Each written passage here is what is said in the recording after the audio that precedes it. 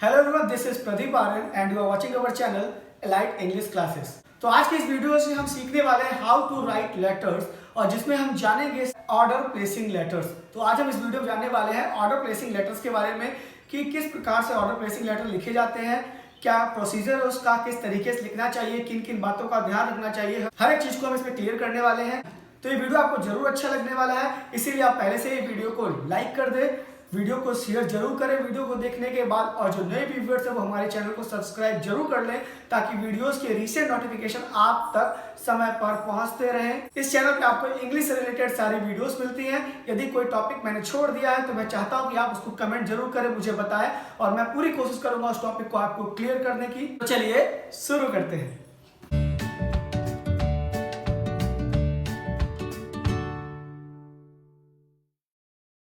तो चलिए आज हम जानते हैं ऑर्डर प्लेसिंग लेटर्स के बारे में कि ऑर्डर प्लेसिंग लेटर्स कैसे लिखे जाते हैं, वो लेटर कैसे लिखे जाते हैं जब हम किसी को कोई ऑर्डर प्लेस करना पड़ता है किसी भी आइटम के लिए। तो इस लेटर के बारे में आज हम जानेंगे।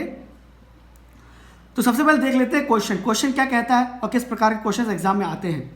तो देखिए, you are Manisha oblique Manish, मतलब कि आप क्या है, या तो मनीषा या फिर मनीष हैं। मतलब कि यदि आप मेल हैं तो मनीष हैं, नहीं तो आप फीमेल हैं तो आप मनीषा हैं। The store manager of AB publishers, आपकी पोस्ट क्या है, आप स्टोर मैनेजर हैं AB पब्लिशर्स की।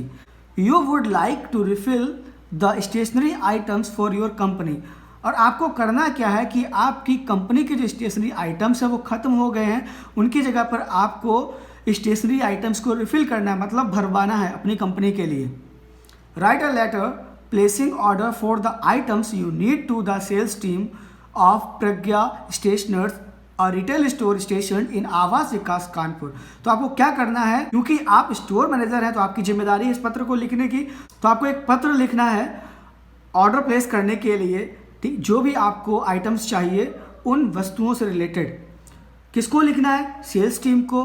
कंपनी का नाम क्या है, प्रज्ञा स्टेशनर्स, एक रिटेल स्टोर है जो कि कहाँ पर है, आवास विकास कानपुर में। तो समझ में आ गया कि आप मनीष या फिर मनीषा हैं जो कि स्टोर मैनेजर हैं AB पब्लिशर्स के, ठीक है। आपकी कंपनी में कुछ प्रोडक्ट जो हैं, कुछ स्टेशनरी आइटम्स जो वो खत्म हो गए हैं, तो आपको रिफिल करवाना है, जिसके लिए आपको एक पत्र लिखना है। कहाँ, किसको लिखना है, सेल्स टीम को, प्रज्ञा स्टेशनर्स की, जो कि कहाँ पर है, आवास विकास कानपुर में। तो चलिए देखते हैं कि इस लेटर को हम किस प्रकार से लिखेंगे। तो सबसे पहले हम लिखेंगे सेंडर एड्रेस। क्या लिखेंगे, हम यहाँ पर लिखेंगे सबसे पहले सेंडर एड्रेस, ठीक है। और सेंडर एड्रेस को कितनी लाइनों में लिखेंगे, याद रखेंगे 2 लाइन्स में लिखेंगे। क्या क्या होना चाहिए, सेंडर एड्रेस में सेंडर का नेम नहीं होता है, मतलब कि सेंडर कौन है, मनीषा, इनका नेम नहीं लिखेंगे यहाँ पर, हम केवल एड्रेस लिखेंगे, मतलब कंपनी का नाम और किस जगह वो स्थित है। तो हमने क्या लिख दिया, कंपनी का नाम क्या था, AB पब्लिशर्स, तो हमने यहाँ पर लिख दिया AB पब्लिशर्स। और सेकेंड लाइन में हमें एड्रेस दिया नहीं गया था, अपने मन से हमने लिख दिया कन्नौज। क्लियर होगी बात आपको। उसके बाद आप एक लाइन का यहाँ पर गैप दे देंगे, मतलब कि आपको एक लाइन छोड़नी पड़ेगी यहाँ पर, और उसके बाद आपको डेट डालनी है, और डेट का फॉर्मेट यही होना चाहिए। सेकंड में 2020 कॉमा लगेगा, यहाँ पर थर्ड है तो 3RD लिखेंगे, फोर्थ है तो 4 लिख के TH लिख देंगे, ठीक है। इस प्रकार ही फॉर्मेट आपको यूज करना है, ज़्यादा अच्छा रहता है, अच्छे मार्क्स भी मिलते हैं आपको। डेट डाल दिया आपने, ठीक है। यहाँ पर क्या डालेंगे आप, डेट डाल दिया आपने, और डेट कितनी लाइन में आएगी, केवल एक लाइन में आएगी। उसके बाद फिर आप एक लाइन छोड़ेंगे और यहाँ पर जो 2 लिखा है लिखेंगे। आप नहीं भी लिखते हैं तो कोई भी नंबर आपका नहीं कटता है, कोई प्रॉब्लम नहीं आएगी, आपको पूरे मार्क्स मिलेंगे। आप 2 लिख भी सकते हैं और 2 को नहीं लिख सकते हैं, कोई दिक्कत नहीं है, ठीक है। कॉमा लिख के जस्ट नीचे वाली लाइन में आएंगे, और नीचे वाली लाइन में आने के बाद हम यहाँ पर किसका एड्रेस लिखेंगे, रिसीवर का एड्रेस लिखेंगे, रिसीवर एड्रेस। तो अब रिसीवर का एड्रेस कौन है, यहाँ पर रिसीवर कौन है देख लीजिए यहाँ पर। तो जो सेल्स टीम है प्रज्ञा स्टेशनर्स की, जो कि आवास विकास में, यही तो रिसीवर है, यही तो पत्र को रिसीव करेगी जब हम ऑर्डर देंगे। तो यहाँ पर हम इसका एड्रेस लिख देंगे। क्या लिखेंगे यहाँ पर, सबसे पहले लिखेंगे द सेल्स टीम, तो लिख दिया द सेल्स टीम। उसके बाद कंपनी का नाम प्रज्ञा स्टेशनर्स, उसके बाद एड्रेस लिख देंगे। क्या एड्रेस है हमारा, आवास विकास कानपुर, जो कि क्वेश्चन मिल गया। अगर एड्रेस क्वेश्चन में नहीं मिलता है तो हम इमेजिनरी एड्रेस को लिख सकते हैं, यहाँ पर कुछ भी इमेजिन करके लिख सकते हैं, कोई दिक्कत नहीं है। लेकिन याद रखेंगे ये एड्रेस कितनी लाइन्स में होगा, 3 लाइन्स में होगा, ठीक है। तो हमने क्या देखा अब तक, सेंडर एड्रेस जो है वो डालेंगे 2 लाइन्स में, डेट एक लाइन छोड़ के डेट डालेंगे एक लाइन में, उसका फिर एक लाइन छोड़ देंगे 2 को लिख भी सकते हैं, नहीं लिख सकते हैं, कोई दिक्कत नहीं है। और 3 लाइन्स में हम क्या करेंगे, रिसीवर का एड्रेस लिख देंगे। ठीक, क्लियर। उसके बाद सब्जेक्ट की हेडिंग डालेंगे, हेडिंग डालने के बाद यहाँ पर कॉलन लगाएंगे। ठीक है, 2 पॉइंट्स ऊपर नीचे लगा देते हैं, इसको कॉलन बोलते हैं। और ये जो होता है एक पॉइंट और एक कॉमा, इसको बोलते हैं सेमी कॉलन। तो सब्जेक्ट बाद क्या लगा देंगे, कॉलन लगा देंगे। और कॉलन बाद यहाँ पर सब्जेक्ट लिखेंगे, क्या विषय है, किस विषय पे पत्र लिख रहे हैं, ऑर्डर को प्लेस कर रहे हैं ना। तो जब ऑर्डर को प्लेस कर रहे हैं तो यहाँ पर क्या लिख देंगे, ऑर्डर फॉर स्टेशनरी आइटम्स। जिस भी आइटम के लिए हम ऑर्डर लिखेंगे तो वहाँ पर लिख देंगे, मेंशन कर देंगे। जैसे कि हम अगर स्पोर्ट्स इक्विपमेंट के लिए ऑर्डर प्लेस कर रहे हैं तो क्या लिखेंगे, ऑर्डर फॉर स्पोर्ट्स इक्विपमेंट। यहाँ पर स्टेशनरी आइटम है तो यहाँ पर लिख देंगे ऑर्डर फॉर स्टेशनरी आइटम्स। याद रखेंगे, इसको अंडरलाइन कर देंगे। और इससे भी इंपॉर्टेंट पॉइंट क्या है कि ब्लैक पेन का यूज नहीं करेंगे। We do not use black pen in any place of the copy. Okay, तो इतना आपको समझ में आ गया होगा। ठीक है, इसको भी हम एक लाइन में लिखेंगे, मतलब 1 लाइन में लिखेंगे। तो याद रखना, एक फॉर्मूला मैं आपको बता देता हूँ, हमेशा हर एक लेटर में आपके काम में आने वाला है। वो है 2131 का फॉर्मूला, मतलब 2131 का फॉर्मूला, जो आप हमेशा याद रखेंगे। मतलब कि सबसे पहले सेंडर एड्रेस 2 लाइन में, ठीक है, उसके बाद डेट 1 लाइन में, उसका रिसीवर एड्रेस 3 लाइन में, उसके बाद फिर सब्जेक्ट 1 लाइन में आपको मेंशन करना है। तो 2131 का फॉर्मूला जो है आप हमेशा याद रखना। एक चीज़ बहुत इंपॉर्टेंट, ये जो लाइन दी गई है ना, आपको दिख रही है रेड लाइन, ये लाइन बहुत इंपॉर्टेंट है। इससे मिलाकर ही आपको बराबर सारे वर्ड्स को लिखना है, आगे पीछे तिरछा इरछा नहीं लिखना है, नहीं तो आपके मार्क्स जो वो काट लिए जाएंगे। अगर लाइन है कॉपी में तो बहुत अच्छी बात है, और यदि कॉपी में लाइन नहीं है तो आप स्केल से लाइन को बना लेंगे और उस लाइन के अकॉर्डिंग आपको पूरा लेटर लिखना है। लाइन बहुत इंपॉर्टेंट है, याद रखिए इस चीज़ को, नहीं तो आपका जो लेटर है वो इधर उधर फैल जाएगा और सब बेकार हो जाएगा, पूरी मेहनत आपकी, नंबर आपके काट लिए जाएंगे। आगे देखिए, अब सैल्यूटेशन डालना है हमने।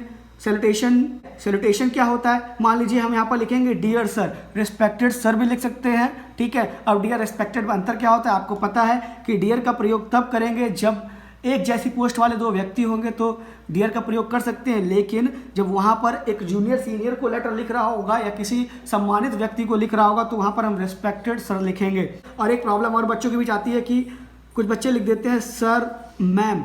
ठीक है, तो आपका नंबर नहीं कटेगा यहाँ पर, तो सर ऑब्लिक मैम लिख सकते हैं। लेकिन आप क्वेश्चन में एक बार देख लीजिए कि कहीं मेल और फीमेल क्लियर तो नहीं किया गया रिसीवर के एड्रेस पर। अगर मेल फीमेल क्लियर है तो क्लियरली लिखेंगे, और क्लियर नहीं किया गया तो ही आप सर और मैम का प्रयोग कर सकते हैं, वहाँ पर नंबर आपका नहीं काटा जाएगा। तो यहाँ पर जैसे मैंने लिखा डियर सर। अब मैं आपको इंपॉर्टेंट चीज़ बताने जा रहा हूँ जो कि आपको हर एक लेटर में, जब भी ऑर्डर प्लेसिंग लेटर लिखेंगे तो आपको हर एक लेटर में काम आने वाली है।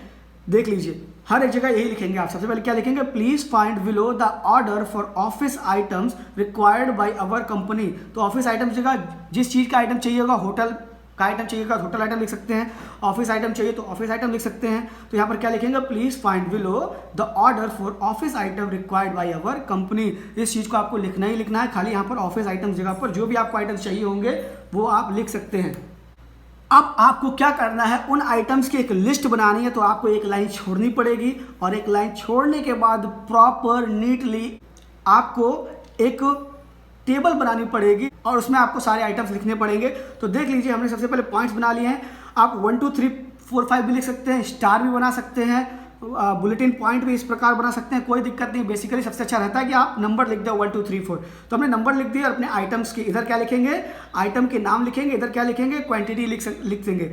और यदि चाहे तो आप ब्रांड नेम भी लिख सकते हैं कॉलम बनाकर। ठीक है, इसमें ब्रांड नेम की आवश्यकता नहीं, तो कोई दिक्कत नहीं। अगर आपको ब्रांड के अकॉर्डिंग भी चाहिए थी तो आप यहाँ पर एक ब्रांड नेम का भी कॉलम बना सकते हैं, लिख सकते हैं ब्रांड नेम कौन कौन सी कंपनी का है। ठीक है, तो देख लीजिए, यहाँ पर हमने लिखा पहला, फाइल फोल्डर्स चाहिए हमें 20 डजन्स, पेपर वेट्स चाहिए 20 नंबर्स। देखिए, जब आपको दर्जन में चाहिए तो डजन लिखना पड़ेगा, लेकिन आपको यूनिट में चाहिए 1 2 3 4 5 6, तो आपको नंबर्स लिखना पड़ेगा या फिर यूनिट लिखना पड़ेगा। नंबर 3, स्टेपलर चाहिए हमें 10 डजन। ठीक है, पिन्स चाहिए हमें 20 डजन। नंबर 5 पे बॉल पेन्स चाहिए 40 डजन। तो ये सब हमारे आइटम्स हैं। और भी आइटम अगर मेंशन करना चाहते हैं तो और भी आइटम आप मेंशन कर सकते हैं। तो जैसे कि यहाँ पर देख लीजिए, मैंने और 2 आइटम मेंशन कर दिए हैं। नंबर 6 पे मैंने पेंसिल को मेंशन कर दिया है, 20 डजन चाहिए। नंबर 7 पे हाइलाइटर्स को मेंशन कर दिया है, 10 डजन चाहिए। बस आपके यही जो लाइन है वो इसमें चेंज होगी, आपके आइटम्स जो है वो चेंज होंगे, ब्रांड नेम या कितना यूनिट चाहिए वो चेंज होगा, बाकी आपका लेटर सेम रहने वाला है। उसके बाद आपको क्या करना है, एक लाइन छोड़ देनी है और यहाँ पर लिखना है ऑल द गुड्स। सभी को लिखना है, हर एक लेटर में लिखना है ये। ठीक है, मतलब हर एक ऑर्डर प्लेसिंग लेटर में आपको लिखना है। सबका मतलब ये नहीं किसी लेटर में भी लिख देंगे आप, मतलब ऑर्डर प्लेसिंग लेटर जितने भी आएंगे उनमें ही आपको ये लाइन लिखनी है। बाकी की all the goods sent by you should be of good quality. जितना भी सामान या माल आपके द्वारा भेजा जाए वो सब अच्छी क्वालिटी का होना चाहिए। Any item found defective would be Saint back. यदि कोई भी आइटम डिफेक्टिव पाया जाता है, मतलब खराब पाया जाता है, टूटा फूटा पाया जाता है, तो वो वापस कर दिया जाएगा। And should be replaced at the earliest, और उसको तुरंत आपको रिप्लेस करना होगा या करना चाहिए।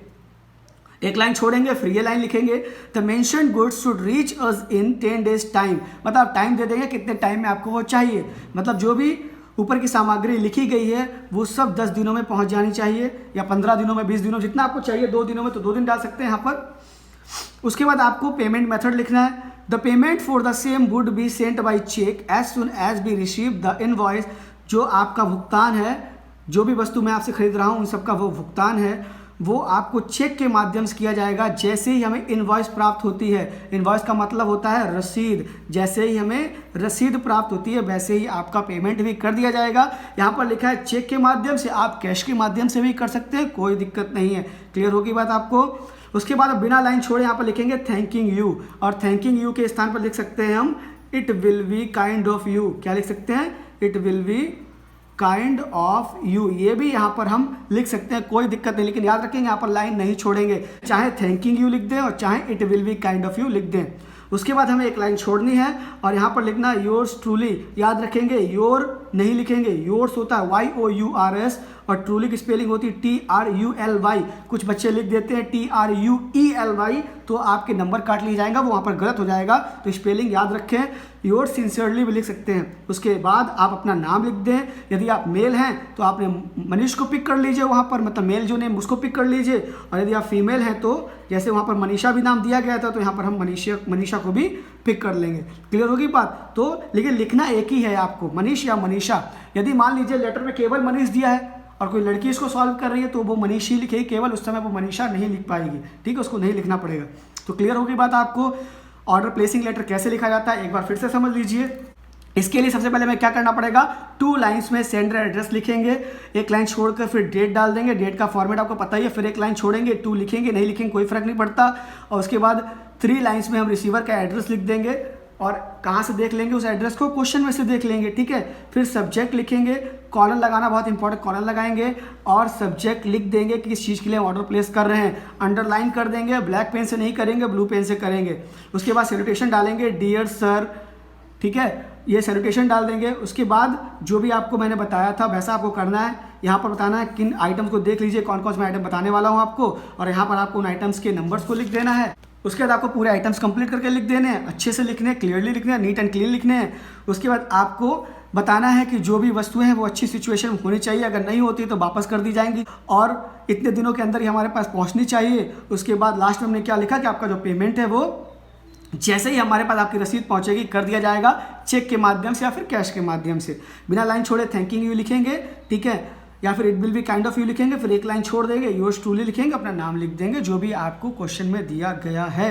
याद रखेंगे कोई भी लेटर लिखें तो हर एक लेटर में, चाहे कोई भी लेटर हो, कम से कम उसकी बॉडी में हम 3 पैराग्राफ लिखेंगे, कम से कम 3 पैराग्राफ लिखने हैं।